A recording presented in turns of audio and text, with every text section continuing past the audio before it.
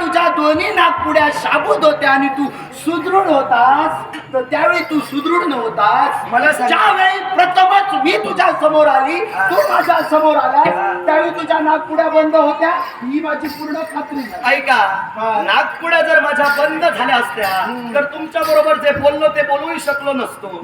याला कारण आहे, कोणतं? नाक जर बंद झालं तर तोंड उघडतं म्हणतात, पण उघडलेलं तोंड जर श्वास जर आत गेला नसेल तर अधिक बोलत नाही. ऐका,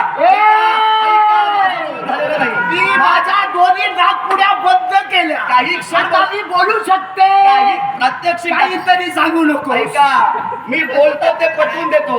नाकावर लगेच हात धरलास आणि खऱ्या अर्थानं प्रात्यक्षिक दाखवलंस. मला सांग, हेच प्रात्यक्षिक थोडा काळ अजून चालवशील, नाक बंद कर आणि काही काळ मी थांब म्हणेपर्यंत बोलून दाखव.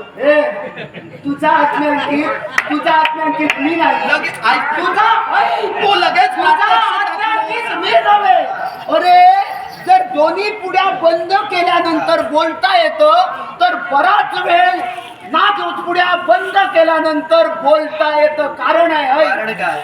नागपुड्यानं श्वास घेत असताना तोंड बंद असलं तरच गुदमरलं जातं, पण नागपुड्या बंद केल्यानंतर तोंड उघडं असलं तर श्वास तोंडामार्गे जातो. हे